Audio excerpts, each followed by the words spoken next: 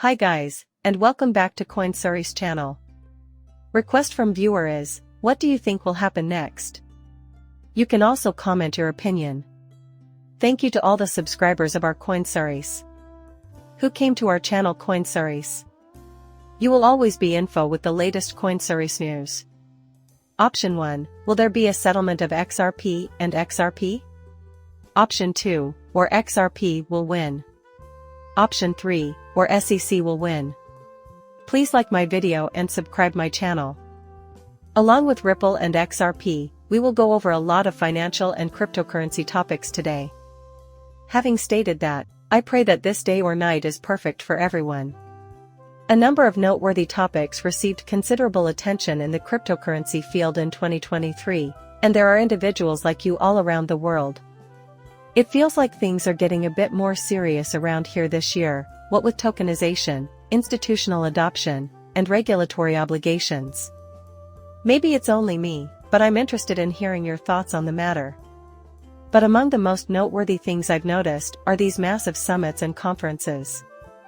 Keep in mind that these are crucial meetings. The idea that these gatherings are huge, pointless affairs is widespread but mistaken.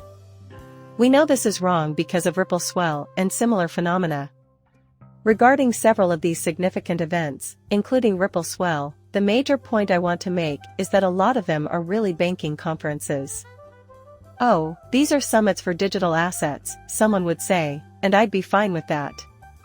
To call them conferences would be an understatement. One of the most noteworthy events in the Bitcoin world for a long time was the Ripple swell. The problem is that there isn't much retail promotion. In the area of Solana, there have been events that are similar to huge shopping parties. In 2023, at least. The celebration was held in New York City, by Ripple. However, that was essentially one of the rare events that is planned with the retail sector in mind.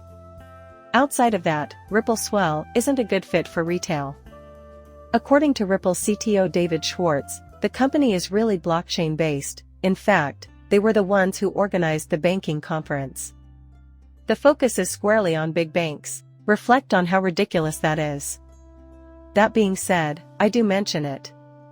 Since March 18th to 20th, London will host the Digital Assets Summit, DHS. Though many notable figures will be taking part, Brad Garlinghouse will now be speaking. After attending the 2024 Digital Assets Summit. But this is clearly an institutional conference when it comes to Blockworks. Here is when the overarching focus becomes apparent. Over $800 billion in assets will be managed by 130 presenters across 45 topic sessions, and I have no doubt that tokenization, networking, and legislation will be among the many topics discussed. The event will also feature over 1,200 attendees from 250 institutions. During Premier's 3-day networking event. Their tickets are here, but we can already tell which players will be in the spotlight. Here are only a handful. Despite this, there are hundreds, if not thousands, of speakers.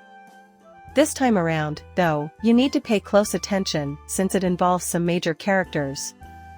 Morgan Creek, Goldman Sachs, Ripple, and a plethora of asset management companies are just a few of the well-known names in the Chainlink community that are represented in the digital asset security services offered by the global head of Citi.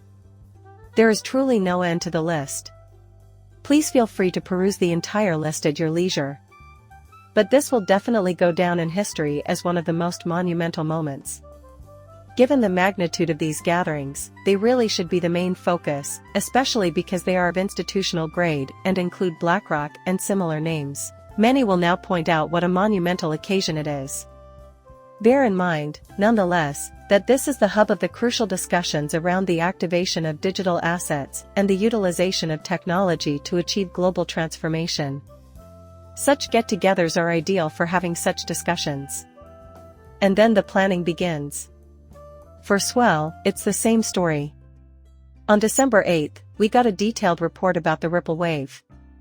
At the Ripple Swell conference in Dubai, over 600 professionals from the blockchain, cryptocurrency payment systems, financial services, and even economic policy discussed the tokenized economy. What kind of backing can we expect for this? How else can we move this forward? Along with Ripple payments, and how exactly are we going to implement it, XRP is also a big subject there. Indeed, Brendan Barry devoted his undivided focus on XRP. Before influential leaders, much discussion centered on XRP and how it is changing the game for international money transfers. The DIFC has once again provided XRP with a great deal of regulatory clarity, and they are cognizant of XRP's strength and the possibilities of blockchain technology. Significantly, the DIFC allowed licensed enterprises to use XRP with full authority. I also think it's vital to pay attention to these events, because there's usually a lot more going on behind the scenes. Nonetheless, the overall trend is toward the acceptance, utilization, and oversight of digital assets, XRP included. Because of my faith in the bigger picture of this technology and the XRP, I feel it is crucial that it will have a major impact on economies around the world. Due to the large amount of information being shared, I pay close attention to these occurrences. These conferences are crucial, so keep that in mind. You should not treat these lightly. Additionally, Ripple claims that the company's primary focus has been the complete infrastructure needed for financial institutions to adopt blockchain technology. When writing a post for X, they said that authorities, financial institutions, and central banks throughout the world engage with Ripple to draft blockchain and cryptocurrency laws. Public policy around the world is being affected by this, as you can see by clicking on this link. This initial one stands as the policy itself. Is it not correct? In order to establish rules for blockchain technology and digital currencies, Ripple works with regulators, financial organizations, and central banks all over the world. There are issues here that might influence the global economy and cryptocurrency markets. Indeed, upon opening this policy framework, we do obtain an introduction. We need innovative ways to regulate blockchain and other new technologies. While it is essential to protect consumers and markets through regulatory measures, any policy framework should prioritize fostering innovation and expansion. The goal of this policy proposal is to implement Ripple's articulated vision for a functional regulatory framework that governs digital assets, blockchain-powered payments, and cryptocurrencies. Ripple is building on the promise of blockchain technology and cryptocurrencies to unleash their full potential while also preparing for a regulatory landscape that provides essential consumer safeguards and market stability. The United Kingdom, the United Arab Emirates, Japan, and Singapore are just a few of the countries that have established taxonomies that are based on the inherent characteristics of tokens and the data linked with them. We should follow their lead here. At this time, crypto assets have not been defined in a way that everyone agrees with. Utility tokens, security tokens, and payment tokens should all be clearly distinguished from one another, as mentioned below. This is also the precise location of the lessons on utility security and payment. Additionally, each will be described in great detail. Here you can find a comprehensive breakdown of all those tokens. I will not spend time explaining the policy in its entirety. Furthermore, a regulatory framework that is cognizant of risk has been established. For example, you may remember that Ripple has collaborated on frameworks with the G20, the FSB, the BICE, and the FF, among other prominent market players. Ripple has also produced and discussed frameworks with a number of other organizations. Many major changes to regulations are going into force this year, so a lot of this is starting to come to fruition. One person on whom we have been focusing for some time is Micah. By June, we should have seen a great deal more information and progress on that front. We have also ensured global uniformity and comparability, fostered public-private partnership, and built creative sandboxes.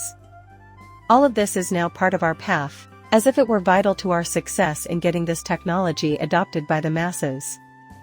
To tell you the truth, everyone is fixated on price action, but the problem is that it's still very early on. What with all the time we've spent listening about that? That sounds terrible, I know. But think about how early the constraints are that will totally change this picture. Another thing to consider is that regulations will wipe out 99% of this sector. Out of the remaining 1, or maybe even less, tokens, there will be 50 to 100, and those are the bigger projects that will grasp a substantial portion of the global market. You can be sure that these projects are making good use of XRP when I mention that we're talking about specific marketplaces. Since Ripple's inception, cross-border payments have been its principal emphasis, thus there's no need to tell you that payments are becoming increasingly important. However, beyond that, they have persisted in expanding their use of XRP on the XRP ledger. But we also have examples of retail applications. At the moment, speculation and excitement drive pricing more than actual utility, so it's normal practice in this industry to avoid addressing utility. So, it's necessary to know all that. Nonetheless, I think the frustration level of the long-term XRP holders has gotten to a breaking point. By the time we reach a utility-oriented market, it will have occurred. We have been through the good times and the bad. For those who have managed to stay alive thus far, fear, uncertainty, and doubt, FUD, has been rampant, like psychological warfare. The fact that it is very challenging to do is another explanation why I frequently state that clinging to digital assets will not produce the following one. It will be the ones who are able to perceive things as they really are. The matter is being investigated. They keep up with current events and can see through the hoopla to the major events that will try to shake up the retail industry. Also, the vast majority of retailers will use it. I've always maintained that this is much like other major technological breakthroughs. In fact, very few people achieve their goals. For XRP, it's the same story. I can sense the growing frustration. Guess what? It gets much stranger from there. Some of us haven't gotten there quite yet. You see, this is just the start. Sorry to break the bad news to you. You probably won't make it to the end destination if you're getting nervous right now. Beyond that, though, it becomes apparent that a global framework is necessary when we examine what is happening. A uniform approach to crypto regulations is necessary. He was unimportant, which is why I'm claiming the SEC ignore the United States Congress. No one cares about the CFTC. Things are under control, thanks to the organizations that are working to have the globally harmonized regulatory frameworks implemented. Beyond that, there is a far larger plan involving stable currencies and CBDCs taking center stage. Significant developments in the CBDC field are expected in 2023, according to Ripple's strategic advisor for CBDC. The fact that other countries want to launch digital currencies in the next 4 years is also encouraging. So, it's reasonable to assume that the next 4 years will witness a proliferation of major launches for digital currencies. Now, let's pretend for a second that we're referring about the year 2028. I just want everyone to know that this area is going through a lot of change, a lot of ups and downs, and a lot of uptake from now until 2028. During that period, there will be a lot of movement. But you should also think about what has to be put in place before those 4 years. Thus, rules are required either before or sometime in the year 2028. A major market disruption is necessary for our purposes. So, what are you certain will happen? In my opinion, the best time frame for rules is from 2025 to 2026.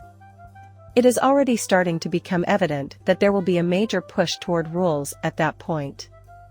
But according to a new Ripple survey of IFI CEOs, 85% of them think their country would launch a digital currency in the next 4 years. The majority of leaders believe that financial inclusion is one of the primary benefits of CBDC. In addition, many of them think that technological advancements will enhance national competitiveness, guarantee more efficient payment methods, and improve innovation generally. Again, the race is underway, as mentioned earlier. I know I seem like I'm repeating myself since I've been talking about it for a long. Still, think about it this way. In a few of weeks, maybe? Sitting here, I'll likely say something rather similar. Because, well, that's right. Now the race is on. In the time since Ripple's analysis on the stablecoin race was published, several important stablecoin projects and bills relating to stablecoins have been drafted. For those of you who keep harping on the topic, oh, it's happening, I'll tell you, the US even has a stable currency bill. Something is transpiring. Your claim is repeated 100 times daily. Yes, I am saying that, but I really hope you get it. I just want everyone here to know that these things are really happening, and that's why it's crucial that we keep repeating ourselves. It is true that these things will happen. I get that we want to see pricing movement, and they are definitely making plans to make sure the complete digitization revolution happens. The price move is being supported by everyone. Well, guess what? The entire financial system is undergoing a major shift right now. Listen, I'm telling you to go ahead and look into SWIFT. Look at what the DTCC is doing, look at what the Bank of Central Banks is doing. View the summertime accomplishments of the Fed with FedNow. Does the idea that everything is interrelated really make you think that Ripple and other major participants in the cryptocurrency industry, who have been there for over a decade, don't belong here? I don't have to stand here the whole time as I tell you this story and hold your hand. Look at what XRP is doing here and there, you won't believe what you see. Assuming we do the required research and are aware of the actual circumstances surrounding price movement in the future year, the far larger picture is naturally becoming apparent to all of us. I am not concerned. This has been brought up previously. This is something I've mentioned before. Although I am an XRP investor, I am also very confident in my ability to earn a tidy profit from a variety of other cryptocurrency holdings this year. Since I intend to hold on to all of my XRP for the foreseeable future, I will sell my current XRP bag and retain the $5 to $10 that it brings in. Besides that, though, a substantial amount of my XRP holdings. I don't see any necessity for it because I believe in the permanence of the digital revolution and other long-term technological trends.